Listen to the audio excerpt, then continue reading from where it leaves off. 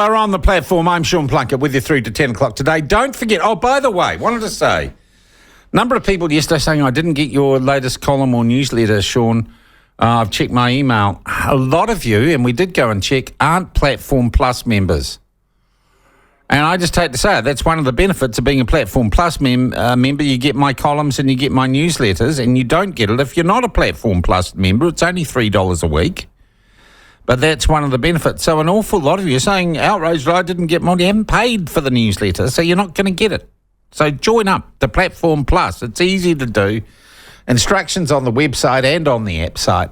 So do get into it. Man, the old text machine's going to break at some stage. It's got smoke coming out of it over the grocery thing. And now the name suppression thing, which is really interesting, the name suppression thing. And I've got a lot of interesting texts there. I also want calls.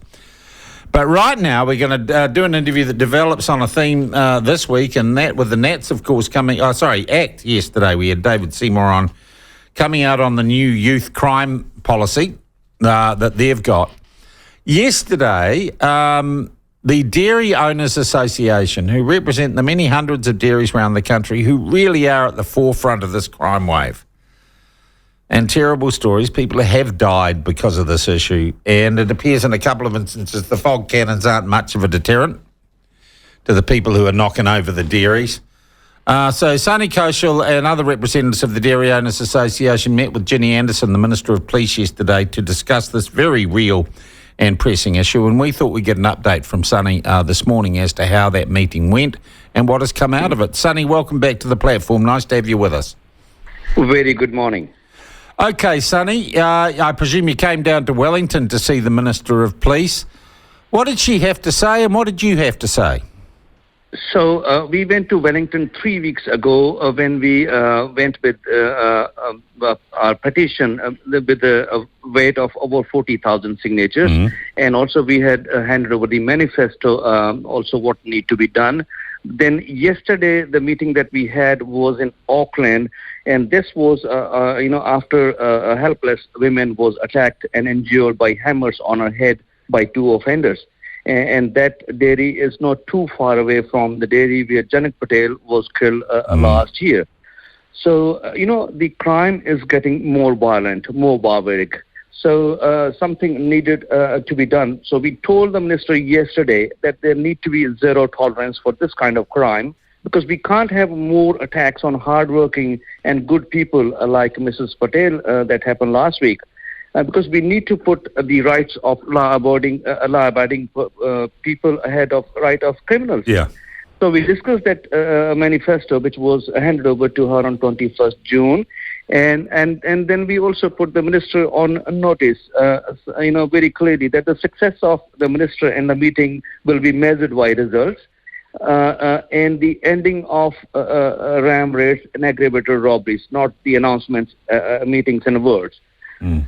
So in discussions, one thing we clarified that, we need Labour to adopt the same approach to crimes against as they do to workplace deaths, because everyone should come home after their work, unlike Janak Patel. Yeah, okay. And we emphasize this point to the minister and ask Labour to be consistent. And there were other points which I would, go through with you. Okay, all right. So what was the minister's response to you yesterday?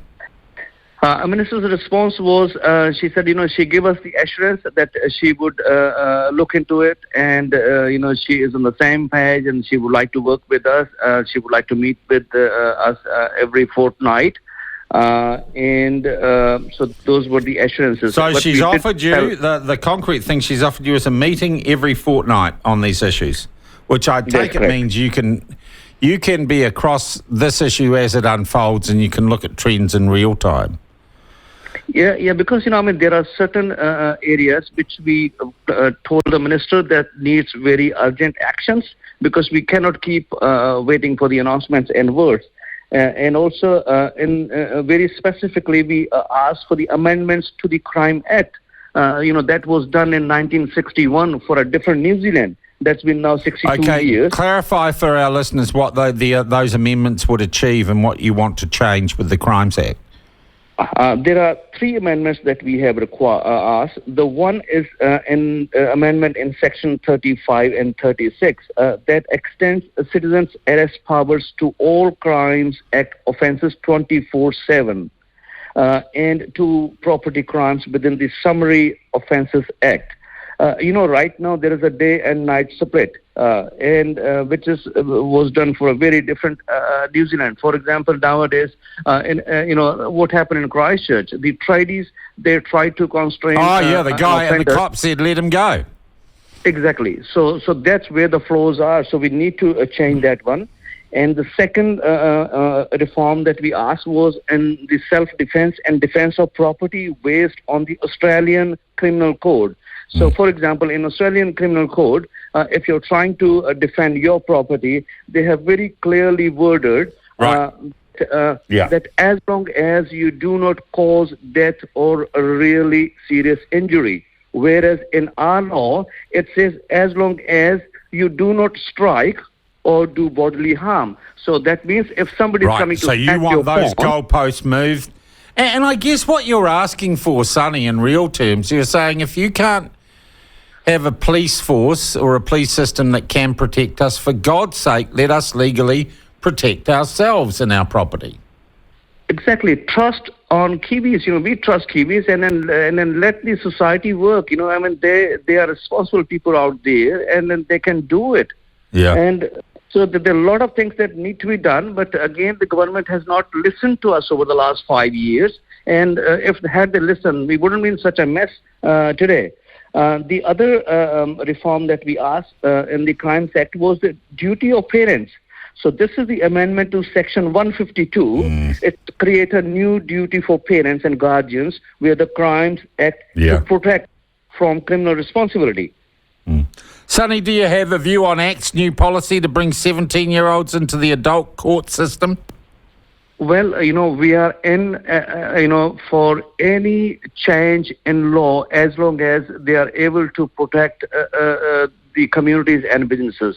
Something needs to be done very seriously. We as a nation, is, of course, there's a lawlessness gripping entire country. Two is, it's also gaining us a bad reputation internationally. We have seen in the newspapers overseas and the reports coming in that they are telling the New Zealand is not a safer country anymore. What happened in Christchurch last week? So a group of tourists who traveled to New Zealand, and when they parked their van with all their bags and luggage and everything, just to go to the reception, and everything was stolen away. Sunny, I need to ask you straight up, do you trust the minister? Do you believe the minister is on your side? I'm not holding breath because, this all the results need to be measured, and we need to see the action happening, which we haven't seen over the last 5 years. I hear you, Sunny. Look, keep us updated with these fortnightly meetings now, and I wish you and all your members all the best and stay safe. Thank you so much, and we are not giving up. We would like that every New Zealander need to feel safe, and we will keep our fight on. Thank you. Sunny Kaushal there, the chair of the Dairy Owners Association. Geez, meeting every fortnight now. The fog cannons don't seem to have worked. And I don't think it's unreasonable what they ask for at all. John says Sunny is bang on. Yeah, I reckon he is too.